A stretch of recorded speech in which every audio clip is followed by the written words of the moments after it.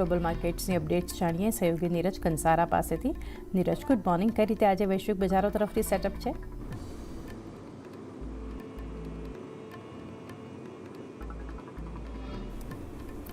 જી નીરજ। જી good morning. અને આજના દિવસે ખાસ કરીને આપણને જોઈએ તો વૈશ્વિક બજારોથી થોડાક મિશ્ર સંકેતો મળી રહ્યા છે। ખાસ કરીને શુક્રવારની જો પહેલાં એક વખત નજર કરી લઈએ તો આપણને ચોક્કસથી શુક્રવારે જે અમેરિકાના બજારો હતા એમાં આપણને ઘટાડા તરફી કારોબાર જોવા મળ્યો હતો। ખાસ કરીને ડાઉ, નાસ્ડેક, S&P 500 ત્રણેયમાં થોડુંક દબાણ રહેતું જોવા મળ્યું હતું। જોકે ખાસ કરીને દિવસના ઉચ્ચતમ સ્તરેથી 565 પોઈન્ટ જેટલો દાવો આપણને ઘટીને બંધ થતો જોવા મળ્યો હતો અને S&P 500 પણ દિવસના ઉચ્ચતમ સ્તરેથી આપણને ઘટીને બંધ થતા જોવા મળ્યા હતા। એટલે ત્યાંથી કોઈ બહુ મોટા પોઝિટિવ સંકેતો નથી મળી રહ્યા। જો કે અત્યારે અમેરિકાના ફ્યુચર્સ છે એ થોડાક પોઝિટિવ છે। આ બધાની વચ્ચે ફરી પાછું એક વખત જે ઈરાન અને US અને ઇઝરાયલ વચ્ચેનું જે યુદ્ધ ચાલી રહ્યું છે એના મોરચે ઘણા બધા ડેવલપમેન્ટ આપણને થતા દેખાયા। ઈરાનના જે વિદેશ મંત્રી છે અબ્બાસ અરાકચી, એમનું નિવેદન આવતું દેખાયું। એમણે કહ્યું ન્યુક્લિયર ફેસિલિટી પર હુમલા બાદ બધું કાટમાળની અંદર દબાયું છે, એનરિચ મટીરિયલ કાટમાળની અંદર દબાયું છે, જરૂર પડશે તો એ બધું રિકવરી પણ કરીશું અને ખાસ કરીને જે ઇન્ટરનેશનલ એટોમિક એજન્સી છે એમની સાથે મળીને આ નિરીક્ષણની અંદર રિકવરી કરવામાં આવશે એવું પણ તેમણે કહ્યું છે। હાલ મટીરિયલ કાઢવાની કોઈ યોજના નથી એવું પણ તેમણે કહ્યું છે। એટલે નજર રાખવાની રહેશે કે આ અહીંયાથી હવે આપણને શું ડેવલપમેન્ટ થાય છે। બીજી તરફ ક્રૂડની ઉપર ખાસ કરીને આજે ફરી પાછું એક વખત આપણને ફોકસ રહેતું દેખાશે, કારણ કે જો શરૂઆતી કારોબાર આપણને $106 પાર જતો જોવા મળ્યો। $100 ઉપર ક્રૂડમાં કામકાજ છે અને અમેરિકાએ જે ખર્ગ આઇલેન્ડ ઉપર હુમલો કર્યો છે એને લઈને ખાસ કરીને ફરી પાછી ચિંતા વધી છે। કે અહીંયાથી અમેરિકા અને ઈરાન બંને એવું કહી રહ્યા છે કે અહીંયા જે ઓઇલ ઇન્ફ્રા છે એના પર અમે કોઈપણ પ્રકારનો હુમલો નથી કર્યો, પરંતુ આ એક એવું આઇલેન્ડ છે કે જ્યાં આગળ સૌથી વધારે સ્ટોરેજ અને એક્સપોર્ટ છે ઈરાન દ્વારા કરવામાં આવે છે ક્રૂડનું। એટલે એના પર એક ખાસ કરીને ફોકસ રાખવાનું કે ત્યાંથી આજે આપણને કયા પ્રકારની એક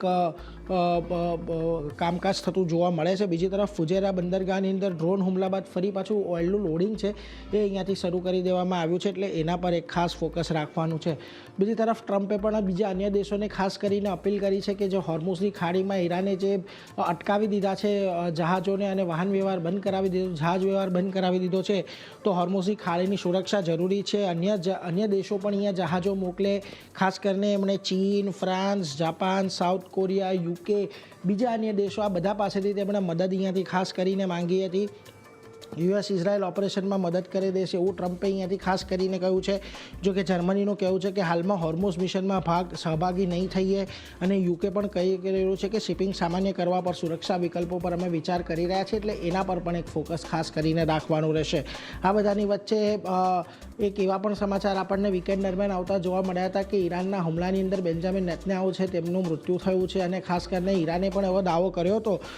જો કે ઇઝરાયેલે અહીંયાથી નિવેદન આપીને કહી દીધું છે કે બેન્જામિન નેતન્યાહુના મૃત્યુના અહેવાલ ખોટા છે, તેઓ સંપૂર્ણપણે સ્વસ્થ છે। 2 પ્રમુખ ઈરાની અધિકારીઓ અમારા હુમલાની અંદર ઉલટા માર્યા ગયા છે, એટલે એના પર એક ખાસ કરીને ફોકસ રાખીશું કે ત્યાંથી શું ડેવલપમેન્ટ થાય છે। જો કે આ બધાની વચ્ચે આજે તમને એશિયાના બજારો થોડા ઘણા મિશ્ર કામકાજ દર્શાવી રહ્યા છે, કોઈ બહુ મોટી પોઝિટિવિટી નથી। જો ખાસ કરીને જાપાનના બજારોમાં તો ઇવન આજના દિવસે પણ એક મોટા ઘટાડા સાથે કામકાજ થઈ રહ્યું છે। કોરિયાના બજારોની અંદર દબાણ છે, પરંતુ તાઇવાન થોડું ફ્લેટ ટુ પોઝિટિવ કામકાજ કરી રહ્યું છે। હેંગસેંગ અને સ્ટ્રેટ ટાઈમ્સમાં પોઝિટિવિટી છે એટલી મોટી નથી, પરંતુ શાંઘાઈમાં પણ જો 0.5% એક આપણને ઘટાડા તરફી કારોબાર જોવા મળી રહ્યો છે। આ તમે ખાસ કરીને હવે અહીંયાથી ગિફ્ટ નિફ્ટીના સંકેતો પર તો આજના દિવસે આપણને થોડાક પોઝિટિવિટીના સંકેતો છે, કારણ કે ગયું અઠવાડિયું જે હતું એ બહુ મોટા ઘટાડા તરફીનું હતું। આપણે જોયું હતું કે ઓલમોસ્ટ ડિસેમ્બર 2024 બાદ આટલા મોટા ઘટાડા બાદ આપણે બંધ થયા હતા, એટલે થોડા ઘણા રિકવરીના સંકેતો ખાસ કરીને ગિફ્ટ નિફ્ટી અત્યારે આજના દિવસે આપી રહ્યું છે।